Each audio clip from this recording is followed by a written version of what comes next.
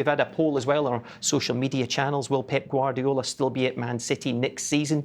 About 10,000 people have voted, and it's comprehensive. They're 81% saying no. Jermaine, I mean, that's what's really interesting about those comments there. I mean, I'm assuming they're all Manchester City fans. It sounded like they were, and that to me is what I'm going to be interested in is to the kind of the mindset of the Manchester City fan as to how they view Manchester City players now. Pep Guardiola in terms of their next move. So if Pep leaves, or say Raheem Sterling left, or De Bruyne left, would they look at that as them not being loyal to the football club and they should stick around? Because from a player's point of view, if all of this is true, and that remains obviously to be cleared up completely. Yeah, we have to assume right now it is, though, for the purpose of this conversation. We have to assume that for the conversation. That's not my fault as a player.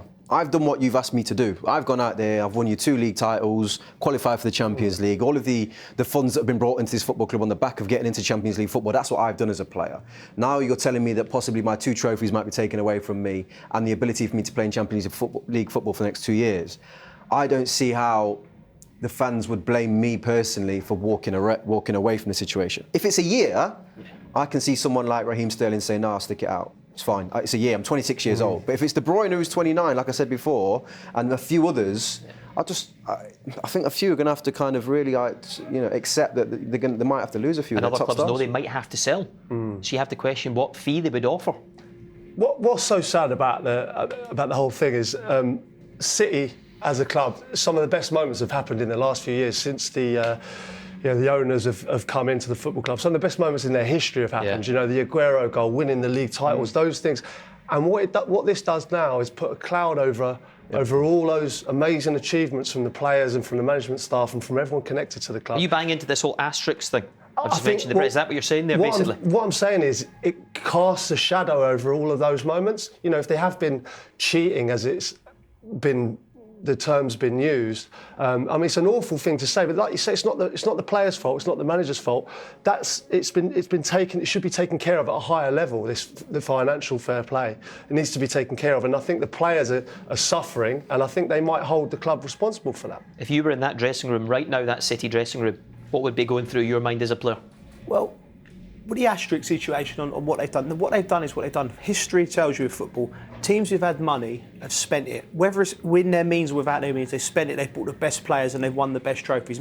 That's no different from Liverpool in the 80s, Manchester United in the 90s, and then Chelsea and everyone. You spend money, you get the best players, you win trophies. So what has happened on the pitch? You can't take that away from them players, I don't think. Regardless of, they'll have no idea as a footballer what's going on, where the budget is, where the bottom line is, how much money's been spent on this and that. So as far as I'm concerned, they've won them trophies. You can't take them away from that group of players. But going forward, if I'm a player and I'm looking at it and I've got aspirations to win the Champions League, you will be on the phone to your agent saying, what's my options here? Because I don't want to be sitting here, and this is just the start, mate. Like you said, maybe the Premier League will get involved and there'll be points deduction. So that means there'll be no Champions League and no Premier League title if you're 10 points deducted or something at the start of the season. So as a player with ambition, you're making the question this morning to your agent, what about the situation? If I say in the next week or so, Pep Guardiola pulls you as a group of players and he sits down and goes, listen, I'm staying put. I'm going to be a part of this. We're going to fight it. It might be 1 year, but I'm staying. I'll sign a 3-year deal, committing myself to this football club, and we're going to build. Do you think he'll do that? I want you to be a part of it. Do you expect that he would do that right now, though? No, but what I'm saying is, from a club perspective, that's what they need to do, in my opinion, keep some strength within, with what's going on now. To steady the ship, the first thing that needs to happen is they need to hear something out of Pep. Which tells me, as a player, he's going to stay put. That way I can go, I can get my head around this. It might just be 1 year, but we're going to be going in the right direction, and I've got the best manager in the world to get me going towards the title that I want. Peter, one of those tweets really interesting as well, because they talk about the pressure all of a sudden on City now this season. Real Madrid round the corner. If they're going to win it, they might feel they have to do it right now under Pep, or it might never happen. Yeah, it's huge for them this season. They haven't had great success in the Champions League, but the fans, a lot of them have never bought into the Champions League. They haven't, and this is only going to make things worse. The problems. You're telling me City, the only team that have bent the rules financially across Europe?